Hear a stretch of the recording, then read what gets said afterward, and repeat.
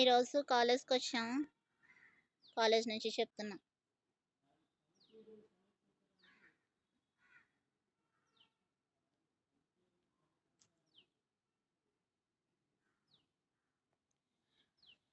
ఈరోజు మనం కొత్త లెసన్ స్టార్ట్ చేస్తున్నాం. సొల్యూషన్స్, ద్రావణాలు.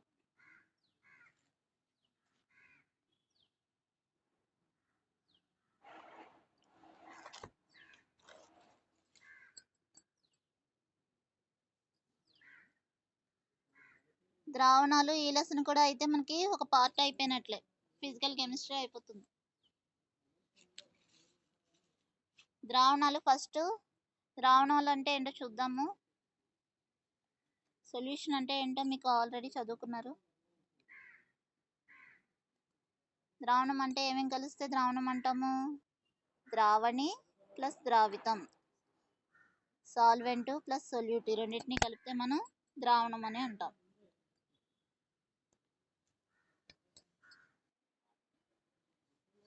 మా ఈ సొల్యూట్ వినిపిస్తుందా మాట? హలో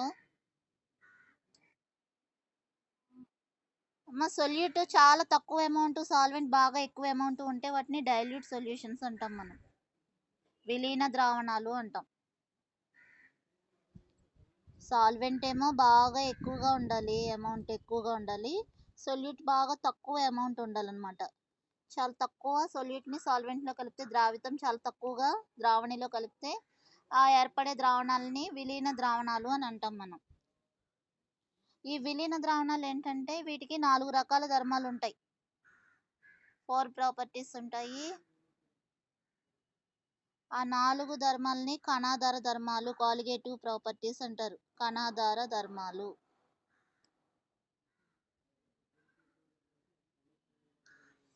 ఈ కణాధార ధర్మాలు 4 అన్నమాట. ఆ 4 ఏంటో చూద్దాం. ఫస్ట్ది బాష్పపీడన నిమ్నత,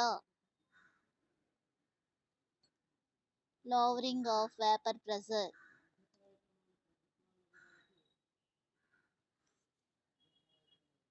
రెండోది ఎలివేషన్ ఆఫ్ బాయిలింగ్ పాయింట్, బాష్పీభవన స్థాన ఉన్నతి. బాష్పీభవన స్థాన ఉన్నతి.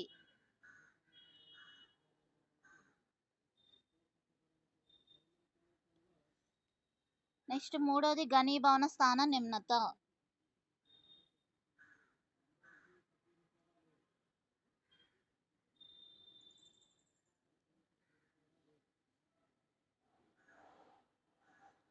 నాలుగోది అంటే ద్రవాభిసరణం.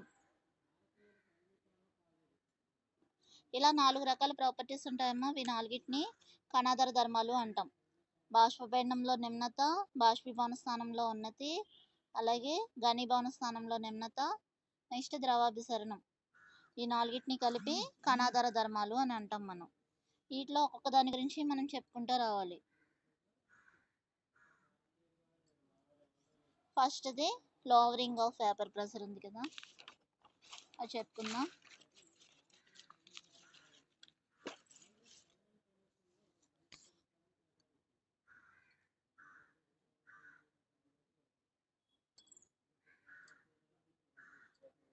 బాష్పపీడన నిమ్నత.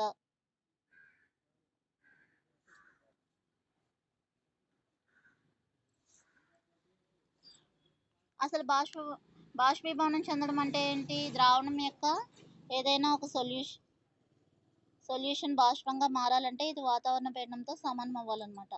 బయట ఉన్న ప్రెషర్కి లోపల ఉన్న ప్రెషర్కి ఈక్వల్ అయితే ఇది బాష్పంగా మారుతుంది. ఇప్పుడు ద్రావణం తీసుకున్నాం, సాల్వెంట్ తీసుకున్నాం. ఫస్ట్ శుద్ధ ద్రావణి అనమాట ఇది. ఈ శుద్ధ ద్రావణి యొక్క బాష్పపీడనం P0 అనుకోండి.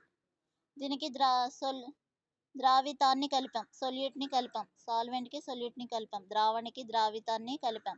కలిపిన తర్వాత ఇది సొల్యూషన్గా మారింది. ఈ రెండు కలిపినప్పుడు సొల్యూషన్గా మారింది, ద్రావణం తయారైంది. ద్రావణం తయారైన తర్వాత దాని యొక్క బాష్పీండం పిఎస్ అనుకోండి.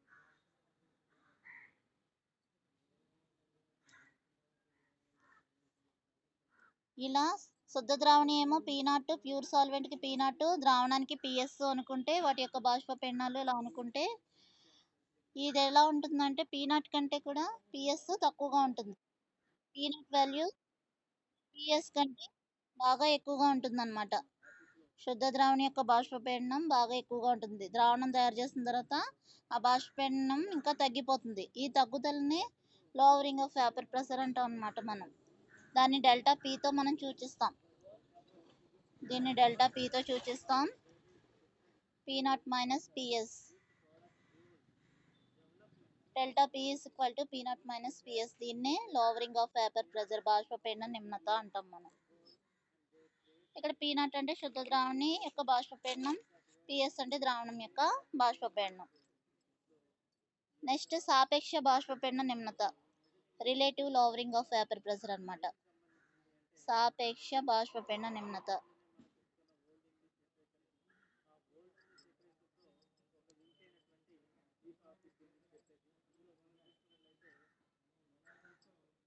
ఇదేంటంటే ఈ lowering of vapour pressure by పీ0, దీన్ని సాపేక్ష బాష్పపీడన నిమ్నత అంటాం. అంటే బాష్పపీడన నిమ్నతకి శుద్ధ ద్రావణి యొక్క బాష్పపీడనానికి మధ్య గల నిష్పత్తి అన్నమాట. Lowering of vapour pressure and vapour pressure of pure solvent ratio, relative lowering of vapour pressure అంటాం. దీన్ని సాపేక్ష బాష్పపీడన నిమ్నత అంటాం.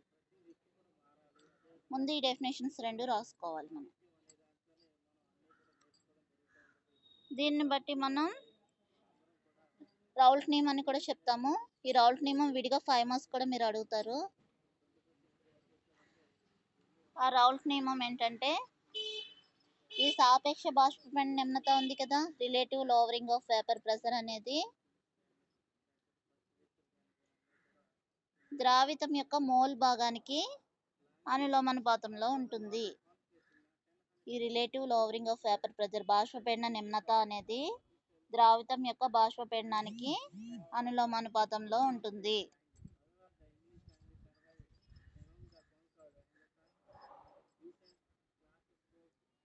పీ0 మైనస్ పిఎస్ బై పీ0 ఈజ్ ఈక్వల్ టు మోల్ భాగం, ద్రావితం యొక్క మోల్ భాగాన్ని ఎన్ఏ నెంబర్ ఆఫ్ మోల్స్ అనమాట. ఎన్ అంటే NB by NA plus NB.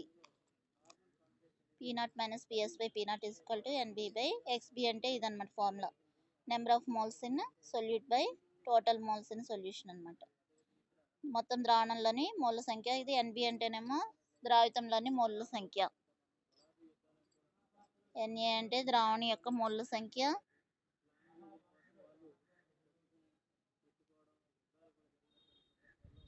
NB అంటే ద్రావితం యొక్క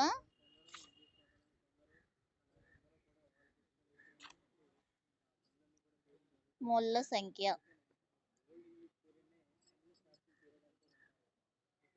మళ్ళీ పీ0 మైనస్ పిఎస్ బై పీ0 is equal to small NB అంటే వెయిట్, నెంబర్ ఆఫ్ మోల్స్ అంటే ఫార్ములా అనమాట, వెయిట్ బై మాలిక్యులర్ వెయిట్.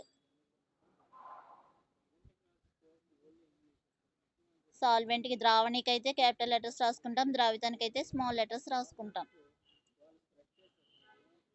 విలీన ద్రావణాల్లో ద్రావణితో పోల్చినప్పుడు ద్రావితం చాలా తక్కువ ఉంటుంది, కాబట్టి దీంతో పోల్చినప్పుడు దీన్ని నెగ్లెక్ట్ చేయొచ్చు. కాబట్టి రెండింటిని కలిపి మనం W/M కింద రాసుకోవచ్చు, క్యాపిటల్ W/M కింద రాసుకోవచ్చు అనమాట.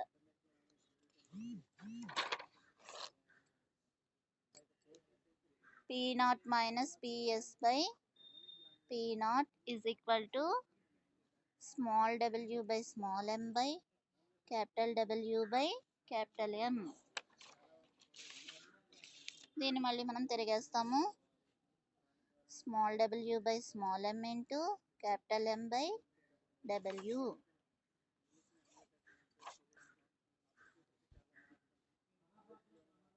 ఇప్పుడు దీని నుంచి స్మాల్ m మనకు కావాలన్నమాట. Small m is equal to small w capital M by capital W. ఇది ఇటువైపు తీసుకొస్తే P0 by P0 minus PS. ఇది స్మాల్ m కి ఫార్ములా, ద్రావితం యొక్క అనుభారానికి ఫార్ములా అన్నమాట. ఇది మాలిక్యులర్ వెయిట్ ఆఫ్ సొల్యూట్. ఇది ద్రావితం యొక్క అనుభారం. Small m is equal to small w capital M by capital W P0 by P0 minus PS. ఇలా ఫస్ట్ ఏదైనా మనకి కాలిగేటివ్ ప్రాపర్టీ గురించి అడిగినప్పుడు దాని డెఫినేషన్ రాసుకోవాలి. ఇలా డెఫినేషన్ రాసుకున్న తర్వాత స్మాల్ m వాల్యూ ఎలా కనుక్కోవాలి దాని నుంచి అనేది మనం ఆ డెరివేషన్ని రాయాల్సి ఉంటుంది. తర్వాత బాష్పపీడన నిమ్నతను నిర్ణయించే పద్ధతి అన్నమాట. ఇక్కడికి ఒక పార్ట్ అయింది. నెక్స్ట్ ఈ క్వశ్చన్లోనేనమ్మా ఇది కూడా 10 మార్క్స్కి అడుగుతారు. ఈ కాలిగేటివ్ ప్రాపర్టీస్ ఏది అడిగినా. తర్వాత ఎక్స్పెరిమెంట్ రాయాలి. Determination of lowering of vapour pressure అన్నమాట.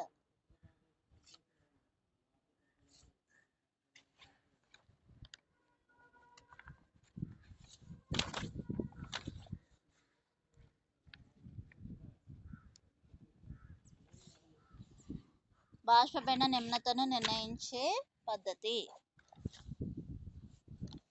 ఈ నిర్ణయించే పద్ధతిలో స్టార్టింగ్ ఇలా మనం కొన్ని బాక్సెస్ తీసుకుంటాము. వీటన్నిటిని ఒక శ్రేణిలో ఒక వరుసలో మనం కలుపుతాం అన్నమాట.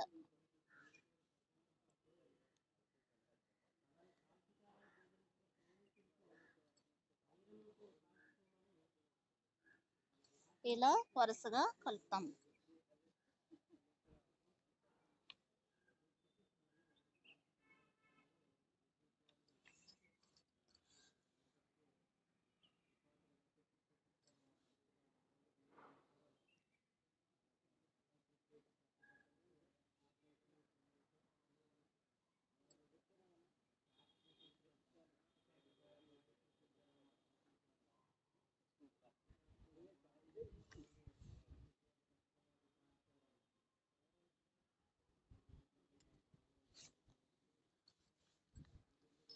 ఇలా అన్ని బాక్సెస్ కింద తీసుకుంటాము. 4 బాక్సులు ఇక్కడ ఒక యూట్యూబ్ లాంటిది తీసుకుంటాం. ఈ రెండింటిని కలిపి ఏ శ్రేణి అంటాం, ఏ సిరీస్ అనమాట ఇవి.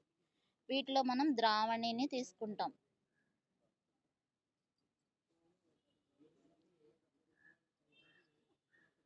ఇక్కడ మనం ద్రావణం తీసుకున్నాం. ఈ రెండింటిని కలిపి ఏ సిరీస్ అంటాం. ఈ రెండింటిని కలిపి బి సిరీస్ అంటారు. ఈ బి సిరీస్లోనేమో శుద్ధ ద్రావణిని తీసుకుంటారు. ఇది యూట్యూబ్లోనేమో కాల్షియం క్లోరైడ్తో నింపుతాం అన్నమాట. ఇలా కాల్షియం క్లోరైడ్తో మనం నింపుతాం.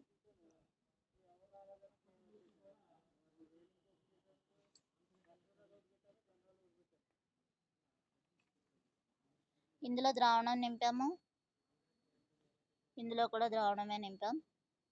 ఇందులో ద్రావణి, శుద్ధ ద్రావణిని నింపాం, సాల్వెంట్. వీటన్నిటిని నింపి ఇక్కడ నుంచి మనం వేడి గాలిని పంపిస్తాం అన్నమాట. ఫస్ట్ ద్రావణం తీసుకున్నాం, తర్వాత శుద్ధ ద్రావణి తీసుకున్నాం, ప్యూర్ సాల్వెంట్. ఇక్కడ కాల్షియం క్లోరైడ్ తీసుకున్నాం యూట్యూబ్లో. తీసుకుని మనం ఇక్కడ నుంచి హాట్ ఎయిర్ అన్నమాట, వేడి గాలిని మనం పంపుతాం. వేడి గాలిని ట్యూబ్ నుంచి పంపిస్తాం. ఇది పంపించినప్పుడు ఇక్కడ ఈ బాక్స్లోకి రాగానే వేడి గాలి అంతా దీన్ని బాష్పంగా మారుస్తుంది. ఇది బాష్పంగా మార్చి ఆ బాష్పం ఏమవుతుందంటే మళ్ళీ ఈ గొట్టం ద్వారా వెళ్ళి ఆ వేపర్ అంతా మళ్ళీ దీంట్లోకి వస్తుంది. మళ్ళీ ఆ వేపర్ మళ్ళీ ఇటు సైడ్ నుంచి దీంట్లోకి వెళ్తుంది. ఇక్కడ ఉండే సొల్యూషన్ మళ్ళీ వేపర్గా మారి మళ్ళీ దీంట్లోకి వెళ్తుంది. ఈ వేపర్ అంతా కలిసి లాస్ట్ ఈ కాల్షియం క్లోరైడ్ ట్యూబ్లోకి వస్తుంది అనమాట. ఈ వేపర్ రూపంలో ఈ ద్రావణం అంతా ఈ బాక్సుల్లోకి వెళ్ళిపోవడం వల్ల ఈ 2 బాక్సుల్లోనేమో భార నష్టం అనేది జరుగుతుంది. ఈ వెయిట్ లాస్ అనేది జరుగుతుంది. ఏలో జరుగుతుంది వెయిట్ లాస్, బిలో వెయిట్ లాస్ జరుగుతుంది. వెయిట్ గెయిన్ ఎక్కడ జరుగుతుంది, యూట్యూబ్లో జరుగుతుంది. ఈ సొల్యూషన్ అంతా దీంట్లోకి వచ్చేసింది కదా, కాబట్టి దీనికేమో బరువు పెరుగుతుంది అనమాట. అందుకని ముందు మనం ఏం చేస్తామంటే ప్రయోగానికి ముందు వీటి యొక్క వెయిట్స్ కడతాం. ప్రయోగానికి ముందే ఈ ఏ ట్యూబ్స్ యొక్క వెయిట్ కట్టాలి, బి ట్యూబ్స్ యొక్క వెయిట్ కట్టాలి, యూ ట్యూబ్ యొక్క వెయిట్ కట్టాలి. వెయిట్ కట్టుకుని ఉంచుకొని తర్వాత మనం సొల్యూషన్ని సాల్వెంట్ని కాల్షియం క్లోరైడ్ని నింపేసి హాట్ ఎయిర్ని పంపించినప్పుడు కొంతసేపటికి ఏమవుతుందంటే ఇందులో ఉండే ద్రావణం ఆవిరిగా మరి దాంట్లోకి ఇలా ఈ చివరి వరకు వెళ్ళిపోతుంది. ఇదంతా ఆవిరిగా మారిపోతాయి, బాష్పంగా మారిపోతాయి ఈ సొల్యూషన్స్ అంతా. అప్పుడు వీటిలో వెయిట్ లాస్ ఎంత ఉందో అనేది మళ్ళీ మనం వెయిట్ కట్టాలి. ఇక్కడ వెయిట్ గెయిన్ ఎంత అయిందో మళ్ళీ మనం ఈ ట్యూబ్స్ అన్నిటికీ మనం వెయిట్స్ తీసుకుంటే మనకు తెలుస్తుంది. ఇక్కడ ఎంత తగ్గింది అనేది తెలుస్తుంది, ఇక్కడ ఎంత పెరిగింది అనేది మనకి తెలుస్తుంది అనమాట. అప్పుడు ఏ పాత్రలు ఈ ఏ శ్రేణిలో ఉన్న ఏ పాత్రలు పొందిన భార నష్టం,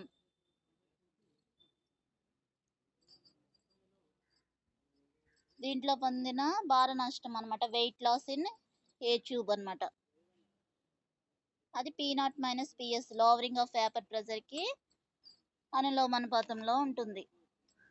నెక్స్ట్ బి పాత్రలు పొందిన భార నష్టం, weight loss in B tubes.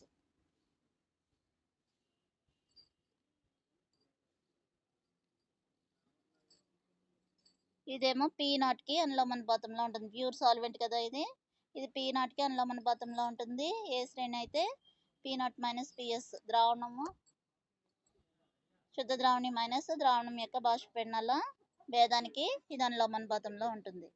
ఇలా ఏ పాత్రలు పొందిన భార నష్టం ఇది, బి పాత్రలు పొందిన భార నష్టం ఇది. నెక్స్ట్ యూట్యూబ్లో పొందిన భార లాభం అనమాట. యూట్యూబ్లో పొందిన భార లాభం లేకపోతే భారంలోని పెరుగుదల.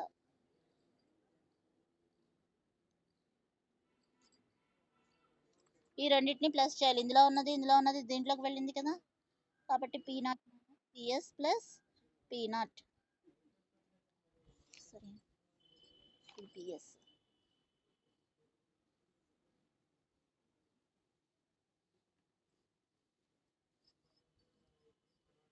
P0 minus PS plus PS అనమాట. ఈ రెండు క్యాన్సిల్ అవుతాయి, ఇంకా మిగిలింది P0 మిగులుతుంది, డైరెక్ట్లీ ప్రపోర్షనల్ టు P0. ఇప్పుడు therefore సాపేక్ష బాష్పపీడన నిమ్నత is equal to relative lowering of vapor pressure.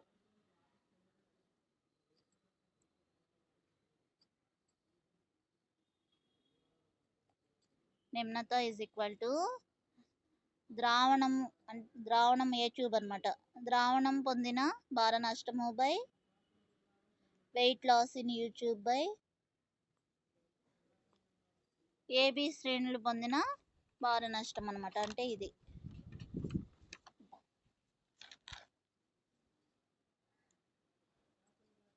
AB రెండు ట్యూబ్లు పొందిన భార నష్టం, లేదా యూట్యూబ్లో పెరిగిన భారం అని కూడా రాసుకోవచ్చు, ఏదైనా రాయొచ్చు. Is equal to P0 minus PS by ఇదేంటి P0.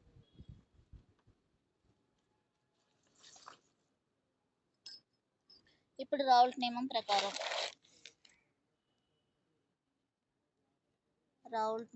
ప్రకారం P0 minus PS by P0 is equal to small w by small m by capital W by capital M అని మనకు తెలుసు.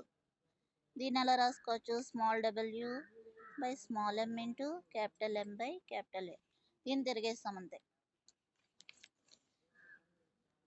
ఇప్పుడు దీని నుంచి మనం స్మాల్ m రాసాం కదా, small m is equal to మనకి formula W into W by capital W P0 by P0 minus PS. మనకి ఇక్కడ P0 minus PS by P0 value తెలుస్తుంది కదా. సాపేక్ష మనకి ఈ ప్రాసెస్లో ఈ భారం పెరుగుదల ఎంత వచ్చింది, ఈ ట్యూబ్స్ వెయిట్లు కడతాం కదా, వెయిట్లు కట్టినప్పుడు ఆ వాల్యూ ఎంతో మనకు తెలుస్తుంది.